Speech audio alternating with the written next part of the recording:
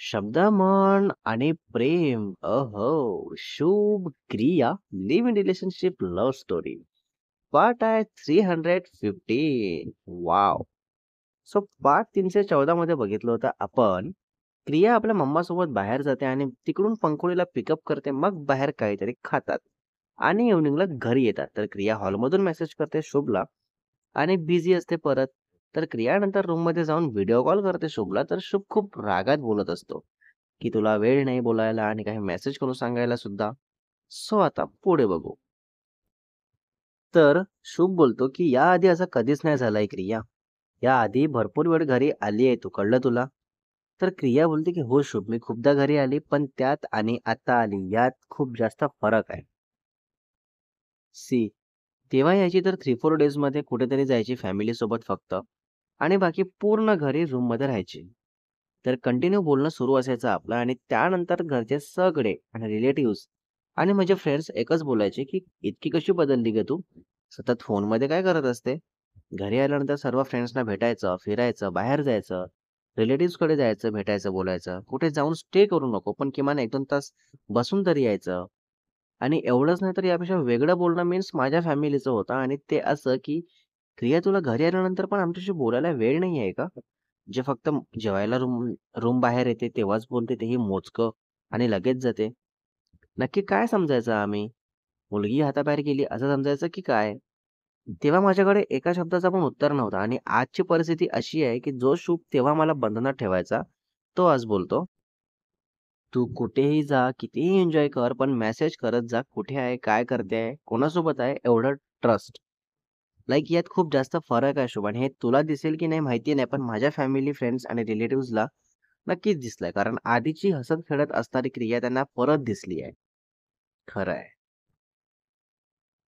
तर शुभ बोलतो, की "हे बघ क्रियो, यात एकूण एक शब्द बरोबर, पण रिलेशनमध्ये जी हॅबिट असते आपल्याला, ती असतेच आणि हे याबाबतीत कितीही समजून घेऊन शांत बसतो म्हटलं तरी ते होत नाही.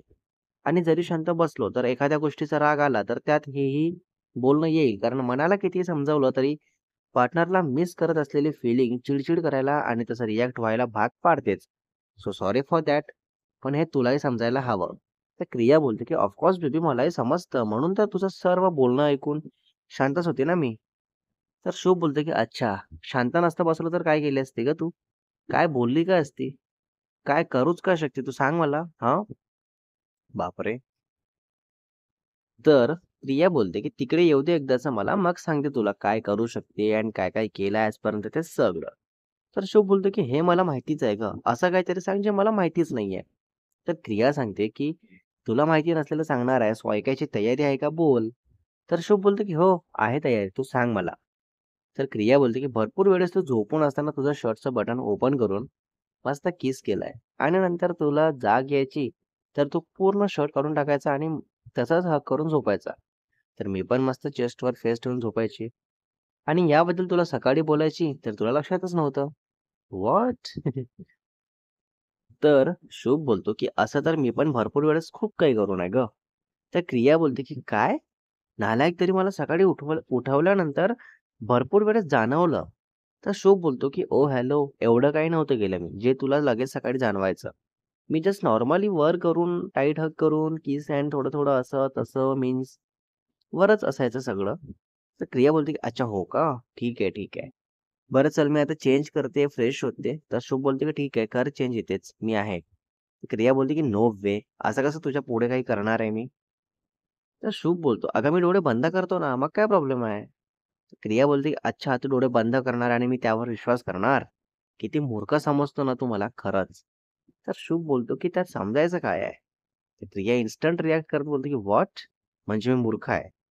तर शुभ बोलतो, "हे बघ, स्वतःच बोलली तू आता." तर क्रिया एकदम रागात बोलते, की "जा, मला नाही बोलायचं तुझ्याशी. तू मस्करीत ना खूप मज्जा घेतो माझी आणि खी करत बसतो. कधीच मला समजून घेत नाही नीट." अरे बापले गं! असं बोलून क्रिया रागात बसलेली असते. कॅमेराकडे न बघता तर शुभ बोलतो, "सॉरी गं माझं बाळ. मस्करी जरा जास्तच खरं निघालं. पण यानंतर असं काही नाही होणार खरंच." तर क्रिया त्याच रागात बोलते, की "हे बघ, परत तेच केलं ना तू." तर शुभ बोलतो, "ओह माय गॉड! काय मुलगी आहेस गं तू. खरंच म्हणजे इतकी जास्त स्मार्ट. एवढं लगेच मला तरी नसतं कळलं गं." तर क्रिया बोलते की असू दे, असू दे. तू माझ्यापेक्षा जरा जास्तच स्मार्ट आहेस ना, म्हणून हे असं शब्दात फसवतो मला. आणि लक्षात ठेव, तुझीच बायको आहे मी, सो माझं पण डोकं व्यवस्थित चालतं. कळलं का? हां, हां, कळलं. तर शुभ बोलतो, "येस बेबी, पण तू रागावली होती ते विसरली का?"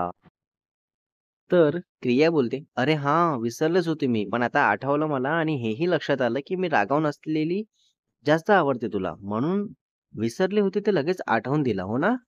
तर शुभ बोलतो, "रागात तुझा हा नोज ज्या प्रकारे पिंक होतो आणि ते डोळे जे असे रागात बघताना फिरतात ना इकडे-तिकडे, तर एकदम मॅजिकल वाटतं.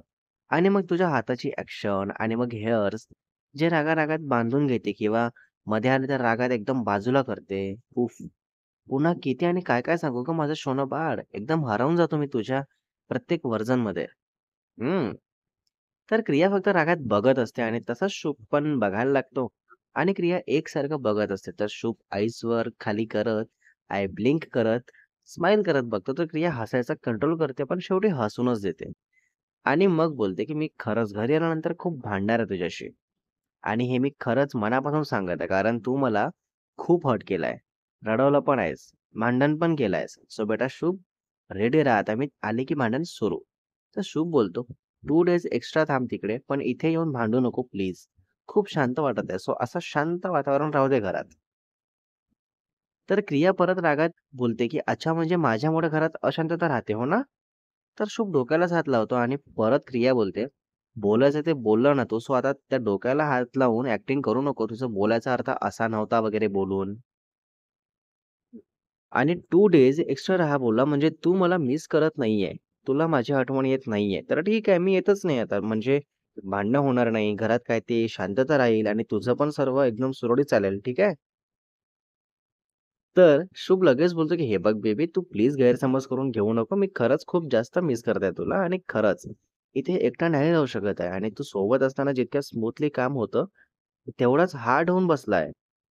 आणि तुलाही माहिती आहे, आपली सकाळ एकमेकांना बघूनच होत असते आणि अचानक असं काही नसेल होत, तर हे सर्व फेस करावं लागतं. म्हणून मी शांत आहे आणि कसं तरी स्वतःला समजावत आहे. पण आता पुन्हा नाही. 2 डेज ते मस्करीत बोललोय मी. सो तू शब्दात पकडून नको ते गैरसमज क्रिएट करू नको. ओके? आणि यायला पुन्हा उशीर करू नको. Please it's a request क्रियू. तर क्रिया बोलते की ठीक आहे आणि मग तसंच थोड्या वेळ बोलतात आणि कॉल कट.